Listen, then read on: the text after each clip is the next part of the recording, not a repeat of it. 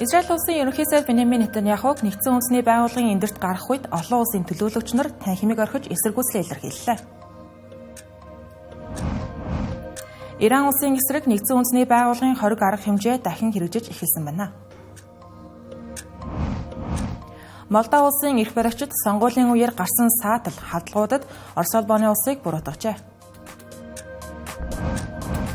Америк нэгдсэн улсын ерөнхийлөгч Дональд Трампын тушаалаар үндэсний гвардийн цэргүүд Орегон мужийн Портланд хотод дайрчлагдана. Арамдаг үзэгчтэй Тэнгэр телевизийн гадаад мэдээний хөтөлбөр та бүхэнд хүрч байна.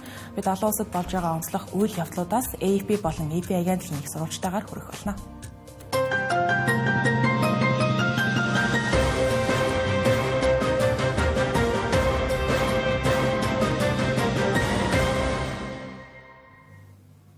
Эхний мэдээ. За Израиль улсын ерөнхий сайд Беньямин Нетаньяху нэгдсэн үндэсний байгууллагын 80 дахь ерөнхий ассамблеийн эндэр дээрээс үг хэлсэн. За энэ үедээ Европын улс орнууд Палестиныг албан ёсоор тусгаар улсаа гэж хүлээн зөвшөөрч байгааг ичхүүртэй үйлдэл гэж үзэж байгаагаа хэлсэн байна. Гэхдээ түүний ихтгэл хоосон шахуу танхимд хүрсэн байна. За учир нь түүнийг эндэрт гармагц олон улс орны төлөөлөгчид танхимыг орхин гарч нэгдсэн үндэсний байгууллагын төв байрны гадна олон нийтийг хамарсан эсэргүүцлийн жагсаал өрнөсөн байна. Тодорхойлбол түүнийг ерөнхий ассамблеийн эндэрт гарах үед Испани, Бразил, Өмнөд Африк, Ирланд, Малайз, Индонез, Кувейт, Катар зэрэг олон улс орны төлөөлөгчид эсэргүүцлээ илэрхийлж түүний итгэлийг сонсохоос татгалзан орхин гарсан байна. Мөн цагдаа нарын тооцоололоор 2000 орчим жагсаагчид Times Square-с нэгдсэн үндэсний байгууллагын төв байр хүртэл алхаж танхимыг орхисон төлөөлөгчдийг дэмжиж Израилийн засгийн газрыг Газын зурагсдах цэргийн ажиллагаагаа нэн даруй зогсоохыг шаардсан байна. Тэгвэл нөгөө талд мөргөлдөөний талбарт Беньямин Нетаньяхугийн илтгэлийг Израиль болон Газын зурагсын хоорондох хил дээр чанга яригчаар дамжуулан цацсан байна. Тэр илтгэлдээ Израилийн засгийн газрыг геноцид үйлдэж байна гэх буруутгалыг үгүйсгэж Израиль Газа хотын энгийн иргэдэд нүүлгэн шилжүүлэх шаардлагатайг анхааруулахын тулд удаа дараалан анхааруулга хүргүүлж энгийн иргэдэд хохирол учруулахгүй байхыг хичээсэн гэх тайлбарыг өгч байна. Харин Палестиныг тусгаар улс гэж үзэх хэсэг тухайд тэрээр зарчмын хувьд санал нэгдэж байгаа. Гэхдээ одоогийн Палестины цацаграгаа зэвсэгт бүлэглэлүүдийг өөгшүүлж, Газын зурагсыг Израилийн нутаг дэвсгэр рүү халдах зэвсэгт бүлэглэлүүдийг байршуулах газар нутаг болгож байна гэж буруутгасан байна.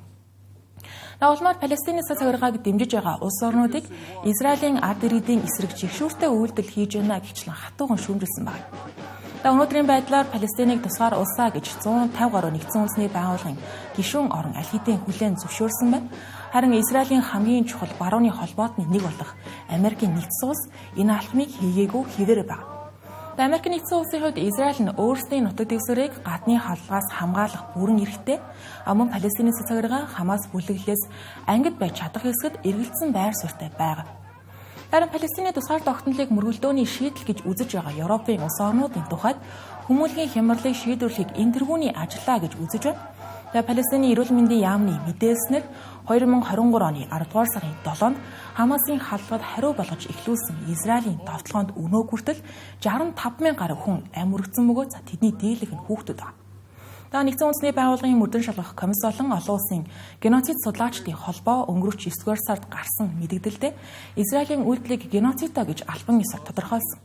Нэгдсэн үндэсний байгууллагын дэргэдэх олон улсын эрүүгийн шүүгтүнд Газад үйлдсэн байж болзошгүй дайны гэмт хэрэгт оролцсон гэх үндэслэлээр Беньямин Нетаньяхуг баривчлах тогтоолыг гаргасан байна. Өмнөд Африкаас 2023 оны 12 дугаар сард өргөн мэдүүлсэн хэмжээлийн дагуу нэгдсэн үндэсний байгууллагын олон улсын шүүх Израилийн үйл ажиллагаа геноцидын ангилалд хамаарх хэсгийг хэлцэж байгаа юм. Дараагийн онцлог мэдээ. Иран улсын эрх баригчид цөмийн зэвсэг бүтээх зорилгогүй гэдгээ баталж чадаагүй учраас нэгдсэн үндэсний байгууллагын аюулгүй зөвлөл Ираны эсрэг 10 жилийн өмнөх буюу 2015 оны гэрээний дагуух хориг арга хэмжээг дахин сэргээсэн байна. Энэ нь өөрөө аль хэдийн эрчим хүчний хомсдол, төсвийн алдагдал, инфляц гэд нийгмийн эдийн засгийн хүндхэн нөхцөл байдалд байгаа иранчуудад ихээхэн дарамт болох нь бол гарцааг байна. Болж өнөж байгаа үйл явдлыг цаг хугацааныхын дараалалаар яг ямар гэрээгээр ямар зүйл заалт зөрчсөн болоод Ираны эсрэг ямар хоригуд сэргээгээд байгааг тайлбарлая. Юун түрүүнд нэгдсэн үндэсний байгууллагын аюулгүй зөвлөлийн сэргээж байгаа Ираны эсрэг хориг арга хэмжээ нь 2015 оны 7 дугаар сарын 14-нд Австрийн Вена хотод Иран, Америк, Их Британи, Франц, Орос, Хятад, Герман гэсэн 6 улсын оролцоотойгоор байгуулагдсан Ираныг цөмийн зэвсэг бүтээхээ сэргийлэх зорилготой Өмнө нэгдсэн үндэсний байгууллага болон Европын холбоо зохицуулагчийн үүрэгтээ оролцсон олон улсын гэрээний дагуу хэрэгжиж байгаа. Заахандаа энэхүү гэрээгээр 2006-аас 2010-нд Иранд тавьсан нэгдсэн үндэсний байгууллагын 20 арга хэмжээг зусалж, Иран гэрээний нөхцөлийг мөрдөх хүртэл хүчинтэй байхад тохирсон. Хэрвээ Иран гэрээг зөрчих юм бол гишүүн орнуудын хүсэлтээр өмнөх бүх 20 арга хэмжээг автоматар буцаан сэргээх зохицуулалттай. Тэгвэл өнгөрсөн сарын 28-нд Европын 3 улс, тодорхойлбол Их Британи, Франц, Герман гэх 3 улс Ираныг цөмийн зэвсэг бүтээж байна гэж үзэн үгүй болохыг батлах, эсвэл яриа хэлэлцээ хийх 30 хоногийн хугацаа өнөөдрөөр өгсөн байсан дуусаж, Ираны эсрэг нэгдсэн үндэсний байгууллагын хориг дахин хүчин төгөлдөр болсон байгаа энэ юм.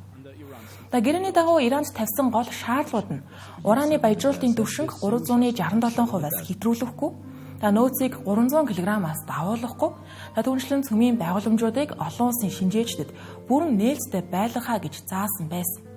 Гэвч энэ оны ихээр олон улсын атомын энерги агентлагийн тооцоолоор Ираны уран баяжуулалтын түвшин 3.5%-аас 60% хүртэл өсөж 400 кг өндөр баяжуулалттай уран хөрөнгөлүүлсэн байсан юм. Энэхүү тооцоолол танилцуулагдсанаас удалгүй өнгөрсөн 6 дугаар сарын сүүлчээр Израиль болон Америк нэгдсэн улсын зэвсэг хүчин хамтарч Ираны цөмийн байгууламжууд руу агаарын цохилт өгсөн байгаа нь нөхцөл байдлыг бүр чихээр хурцдагсан. Улмаар Ираны их баригчид улсдаа олон улсын шинжээчдийг нэвтрүүлэхээс татгалзсан байгаа нь гэрээний зөрчилд тооцогдсон байна. Өнөөдрөөс хэрэгжиж эхэлж байгаа хоригт Ираны төрийн байгууллага, компани бүх хүмүүсийн хөрөнгийг зарцааж олон улсын санхүүгийн зах зээлд нэвтрэх боломжийг нь хаана, өмнө зарим албан тушаалнуудыг гадаадд зорчих эрхийг нь хоригдсон. Өмнө нэгдсэн үндэсний байгууллагын гишүүн орнууд Иранаас гарч байгаа агаар, далайн, ачаа тээвэр, тэр дундаа газрын тосны танкеруудыг зогсоон шалгах эрхтэй болсон байна. Өмнө Иранд уран баяжуулах, цөмийн цэнэгт хошуу бүхий баллистик пуужин дурших, түүний технологиг бусад улс орнуудад дамжуулах, зэвсэг экспортлох, импортлохыг бүрэн хориглосон байна. Эдгээр хоригн зөвхөн цөмийн болон цэрэг техникийн салбарт биш, банк, худалдаа, тээвэр, эрчим хүч зэрэг эдийн засгийн бүх гол салбаруудыг хамарч байгаа Ираны гадаад валютын урсгалыг хязгаарлах, эдийн засгийн дарамтыг эрс нэмэгдүүлэх цогц тогтолцоо байна. Олон улсын хэмжээнд Ирантай ойр харилцаатай Орос, Хятад зэрэг улс орнууд нэгдсэн үндэсний байгууллагын аюулын зөвлөлийн энэхүү шийдвэрийг эсэргүүцэж байна. Ирантай худалдаагаа үргэлжлүүлэхэд зарлаж байгаа нь хоригийн нөлөөг харьцангуй багасгаж магадгүй байна. Зарим Ираны их баригчдын байр суурийн тухайд ерөнхийлөгч Масуд Пезешкиан хориг сэрэгцэн явдлыг хууль бусаа гэж үзсэн зарим Ираны улс төрчид улсаа цөмийн зэвсгийг үл дэлгэрүүлэх гэрээнээс гарахыг уриалж хэлсэн гэж. Ираны их баригчдын хувьд удаа өөрсдийн цөмийн хөтөлбөрийг инхийн зорилготой зэвсэг бүтээх зорилго огт байхгүй гэж мэдгцээр ирсэн. Харин уран баяжуулалтаа нэмсэн шалтгаан нь Америкийн нэгдсэн улс 2018 онд Дональд Трампыг ерөнхийлөгч байх үед Ираны цөмийн хөтөлбөрийн гэрээнээс гарсантай холбоотой гэж тайлбарладаг байна. Тухайн үед Дональд Трамп өмнөх ерөнхийлөгч Барак Обамагийн үед байгуулагдсан энэхүү гэрээг Иранд хэд давуу байдал олгосон, Ираны цөмийн хөтөлбөрийг түр хугацаанд хязгаарласан, урт хугацааны баталгаа байхгүй зэрэг шалтгаанаар гэрээнээс Америкийн нэгдсэн улсыг гаргаж Ираны эсрэг эдийн засгийн хориг арга хэмжээг дахин эхлүүлсэн байдаг. Үүний дараа гэрээний оролцогч бусад улс орнууд гэрээг хадгалахыг үргэлжлүүлэхийг оролдсон боловч Ираны их баригчид Америкийн нэгдсэн улсын үйлдэлд эсэргүүцэл илэрхийлж гэрээний заалтуудыг зөрчин уран баяжуулалтаа нэмэгдүүлсэн байдаг. Малта улсад тусгаар тогтнолоос нь хойш хамгийн чухал сонгуулиа гэгдэж байсан парламентын сонгуулийн дүн гарсан байна. Сонгуульд Европын чиг баримжаатай эрх баригч үйлдэл ба эв нэгдлийн нам ялалт байгуулж Европын холбоонд нэгдэх сонирхолтой иргэдийнх нь хувьд баяртай мэдээ болж байна. Албан ёсны дүнг эцсийн байдлаар сонгуулийн төв комисс өнөөдөртөө багтаан танилцуулна. Гэхдээ одоогийн байдлаар саналын 99 гаруй хувь нь тоологдож дууссан байхад энэхүү нам 50-ны 15% саналыг авсан бол Оросын талыг баримтлагч нам болох Эх оронч бүлэг нам 24.2% санал авч удаасан байна. Ингэснээр үйлдэл ба эв нэгдэл нам парламентын 101 суудлын олонхийг буюу 51-ээс дээшийг эзэлж засгийн газраа бүрдүүлэх нь тодорхой болоод байгаа юм. Энэ намаас сонгогдсон ерөнхийлөгч Май Санду энэ удаагийн сонгуулийг Малта улсын хувьд Европын холбоонд нэгдэх хэсгийг шийдэх чухал сонгуулиа гэж тодорхойлж байсан. Сонгуулийн өмнөх нь тэрээр Орос улбаны улсыг мэдээллийн дайралт, хуурамч мэдээлэл, асар их мөнгөөр нөлөөлөх оролдлого хийж байна гэж буруутгасан. Үнэхээр сонгуулийн өдөр цахим хадлага, гадаадын хэсэгт дэлбэрэх төхөөрөмжийн хуурамч санал хийл ирсэн тохиолдол бол гарсан. Ерөнхий сайд Дорин Рэчен бүх хаалгыг цаг тухайд нь илрүүлж дасан зогсоосон гэж байна. Гэхдээ Орос улбаны улсын талаас Молдовын дотоод хэрэгт оролцоогүй гэсэн байр суурьтай хэлээрэй баг. Нөгөө талд Май Сандогийн өмнөх ерөнхийлөгч Игор Додон их оронч бүлбийн удирдагч байгаа. Тэрээр даваа гарагт парламентын өмнө эсэргүүцлийн жигсаал хийхийг хүртэл уриалсан. Тэгэхээр сонгуулийн дүн албан ёсоор гарахтай зэрэгцсэн Европын холбоонд нэгдэхийг дэмжигчид болон эсэргүүцэгчдийн хооронд зөрчил маргаан эмх замраагүй байдал үүсэж болохыг үүсэх аргагүй байна. Ерөнхийлөгч Май Сандо Молдовыг 5 жилийн дотор Европын холбоонд эсвүүлэх зорилготой байгаа. Тэрээр Оросын нөлөө давмгаалах юм бол улсын ирээдүйд аюултай үр дагавар авчирна гэж хүртэл анхааруулдаг. Румын Украинтай хилэлдэг Молдов улсын хувьд сүүлийн жилүүдэд ялангуяа Украины дайн ихснээс хойш геополитикийн хувьд эмзэг бүс нутаг хിവэрэ баг. Молдов улс нь улс төрийн хүйтэн дайнаас хойш Орос барууны чиглэлийн хооронд савлж ирсэн ч гэлээ 2020 онд Май Сандог ерөнхийлөгчөөр сонгогдсноос хойш барууны талыг дамгаалж барьж байгаа. Тэрээр шударгаас шинжилж авилгыг бууруулах амлалтаар гарч ирсэн. Түүний нам 2021 оноос хойш парламентын олох болсон байна. 2023 онд Молдов Европын холбооны гишүүнээр элсэх нэр дэвшигчийн статусыг албан ёсоор авсан байдаг. Америк нэгдсэн улсын ерөнхийлөгч Дональд Трампын тушаалаар ирэх 2 сарын турш үндэсний гвардийг Орегон мужийн Портланд хотод байрлуулахаар болсон байна. Батлан хамгааллын сайд Пит Хексет нэм гарагт илгээсэн цагтлын дагуу дор хаяж 200 гвардийн цэргүүд энэхүү хотод ирж жигсаал болж байгаа болон болох магадлалтай газруудад холбооны өмчийг хамгаална гэсэн байна. Гвардийн цэргүүд Портландд шаардлагатай бол хүч ашиглах эрхтэй ирж байгаа. Тодорхойлох юм бол Дональд Трамп бям гарагт хийсэн албан ёсны мэдээлэлдээ цагаачлалын хорих төвүүдийг чиглэсэн жигсаалд шаардлагатай бол бүрэн хүчээр хариу өгөхийг зөвшөөрсөн гэдгийг хэлсэн байна. Үүнийг Орегон мужийн удирдлагууд хүчтэй эсэргүүцэж байна. Мужийн ерөнхий прокурор Дэн Рефилд нэм гарагт холбооны засгийн газрыг шүүхэд өгж гвард байрлуулах шийдвэрийг хууль бус өдөөн хатгасан үйлдэлээ гэж нэрлсэн байна. Мөн олон нийтийг бухимдуулж аюулгүй байдал төсвөргөөр нөлөөлнө гэж анхааруулсан байна. Гвардийн цэргүүд дайчилж байгаа үйлдэлээ Дональд Трамп тайлбарлахдаа өөрийнх нь сошиал хуудсанд нийтэлсэн мэдээлэлээр бол террористуудын дайралтанд өртөж байгаа цагаачлал болон гайлын албаны байгууламжуудыг хамгаална, Портланд хот дайн сүйдсэн хот болсон байна гэж тодорхойлсон байна. Гэвч Орегон мужийн ардчилсан намын удирдагчид холбооны хүч оруулах шаардлагагүй Портланд аюулгүй тайван байна гэж эсэргүүцэж байна. Сенатор Рон Вайден холбооны албаныхан 2020 оны Жорж Флойдын холбоотой эсэргүүцсэн жигсаалыг дахин өдөөхийг завдаж байна гэж хүртэл анхааруулсан. Бодит байдал дээр статистик харах юм бол Портланд дахь цагаачлал гайлын албаны байгууламжууд 6-р сараас хойш удаа хадлуудад өртөж байгаа. 9-р сарын 8-ны байдлаар холбооны прокурор 26 хүнийг галдан шатаасан, цагдаад халдсан, баримтлагыг эсэргүүцсэн зэрэг хэрэгт ялсан байна. Мөн тэдгээр хэрэгүүдэд антифа буюу фашизм, арьс өнгөөр ялгарлах үзэл, хэд барууны үзлийн эсрэг чиглэсэн албан ёсны бүтэцгүй зүүн жигүүрийн хөдөлгөөнийг буруутгасан байна. Дональд Трамп энэхүү хөдөлгөөнийг дотоодын террорист байгууллага гэж албан ёсоор зарласан байна. Гэхдээ хуулийн шинжээчид Америк нэгдсэн улсын хууль дүрмд ийм механизмыг албан ёсоор хэрэгжүүлэх боломжгүй гэдгийг хэлж байна. Тодорхойлох юм бол үндсэн хуулийн 1-р нэмэлт заалттай энэхүү Дональд Трампын шийдвэрийг зөрчилдөх магадлалтай юм байна. Мөн зарим тохиолдолд цагаачлал гайлын албаны ажилчид гэмт хэрэг үйлдэггүй хүмүүсийг хүртэл баривчилсан тохиолдлууд гарсан байгаа нь ирүүдийн уур бухимдлыг төрүүлж байгаа юм байна. Тухайлбал Като институтын тайланд энэхүү албанд баривчлагдсан хүмүүсийн 65% нь ямар ч гэмт хэргийн ял шийтгэлгүй хүмүүс байсан юм байна. Үндэсний гвардийнхныг ардчилсан намынхан дамгаалж байгаа мужууд руу энэ мэтчлэн дайчилж байгаа нь Дональд Трампын цацаграгааны хууль бус цагаачлалыг хязгаарлах өргөн хүрээний кампанит ажлынхан нэг хэсэг. Дональд Трампын цацаграгаа Америк нэгдсэн улсын өөр хэд хэдэн хотод холбооны хүчнийг илгээж байсан удаатай. Үүнд Лос Анжелес, Вашингтон хотуудыг дурдж байна. Татангуудахгүй Теннесси мужийн Мемфис хотод мөн холбооны хүчнүүдийг байрлуулахаар төлөвлөж байгаа гэж их сурвалжууд мэдээлсэн байна. Өнөөдрийн сүүлийн онцлог мэдээ. Америк нэгдсэн улс ажил олгогчийн ивент тэтгэлэгтэйгээр өндөр мэдлэг шаарддаг салбарт ажиллах мэргэжлийн ур чадвартай гадаад ажилтнад өгдөг визний хураамжийг бараг 20 дахин нэмсэн. Тэгвэл нөгөө талд технологийн салбарт хятад улс тэдгээр ажиллах хүчнийг татах шинэ бодлого хэрэгжүүлэхээр зэхэж байна. Тодорхойлох юм бол 10-р сарын 1-ээс хятад улс шинжлэх ухаан, технологи, инженерчлэл, математикийн чиглэлээр дэлхийн шилдэг их сургуулиудыг төгссөн хүмүүст зориулсан шинэ төрлийн K гэх нэртэй визийг олгохоор зэхэж байгаа юм байна. Энэхүү виз нь ажил олгогчийн урилга шаардахгүйгээр орох, оршин суух, ажиллах боломж олгоно. Энэхүү виз нь Америк нэгдсэн улсын Дональд Трампын цацаграгаа H1B визэнд жил бүрийн $100,000 төлбөр хураамж ногдуулсны дараа гарч байгаатай давхсаж байгаа юм. За H1B визийг Америкийн нэгдсэн улсын технологийн компаниуд гадаадын өндөр ур чадвартай ажилчдыг авахд өргөн ашигладаг боловч зөвхөн 85,000 квоттой намын ажил олгогчийн баталгаа заавал шаарддаг. За өнгөрсөн жил H1B визийн хамгийн том эзэд нь энтэг улсын иргэд байсан.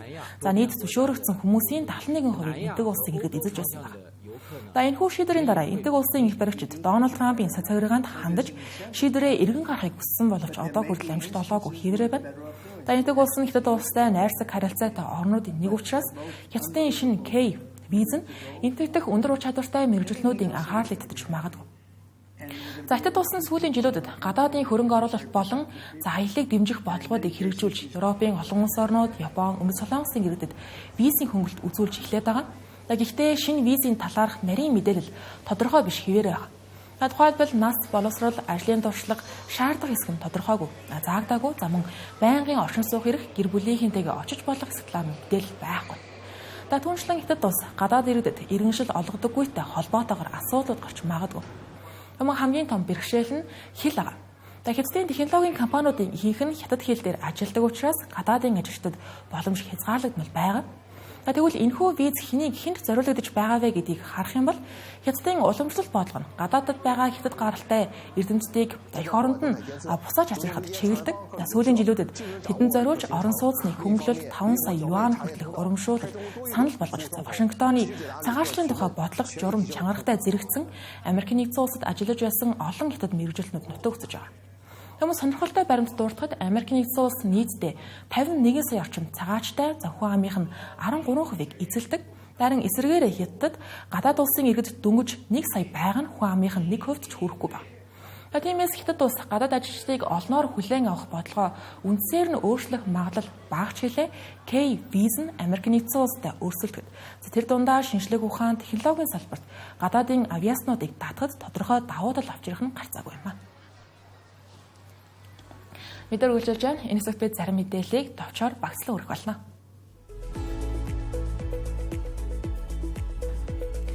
Өмнөд Солонгос улсын гадаад хэргийн сайд Чо Сонху Бээжинд айлчилж Хятадын гадаад харилцааны сайд Вангитай уулзсан тухай хоёр улсын албан ёсны мэдээллийн агентлагууд мэдээлж байна. Вангийн Хятад улс Өмнөд Солонгос улстай олон улсын болон бүс нутгийн асуудлаар уялдаа холбоо хамтын ажиллагаагаа бэхжүүлэхэд бэлэн байна гэж мэдэгджээ. Энэ нь Чой Сонхугийн сүүлийн 1 сарын доторх 2 дахь айшлал бөгөөд өнгөрсөн сард цэрээр удирдагч Ким Жон Унтай хамт Хятад Оросын удирдагчдын дэргэд цэргийн парадад оролцсон юм.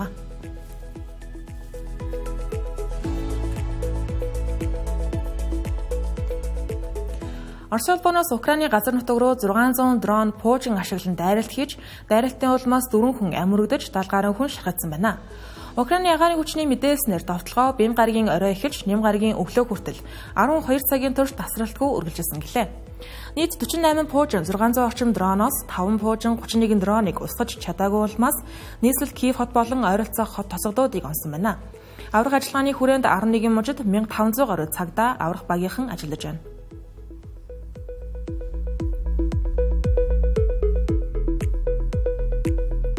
Америкийн нэгдсэн улсын эдэд ерөнхийлөгч JD Vance Украинд холын зайн тусгалтай Tomahawk Пуужин нийлүүлэх хэсэг талаар хэлэлцэж байгаа талаар мэдээлжээ. Украин улсын ерөнхийлөгч Володимир Зеленский Америкийн нэгдсэн улсаас Европын орнуудад эдгээр Пуужин худалдаж дараа нь Украинд нийлүүлэхийг хүсэж байгаа юм. Tomahawk Пуужин 2500 км-ийн тусгалтай буюу Орос улбооны улсын нутаг дэвсгэрийн гүндэх байг онох боломжтой болох тул Орос улбооны улсын эрх баригчид үүнийг дайныг хурцгах алхам гэж үзэх нь гарцаагүй юм.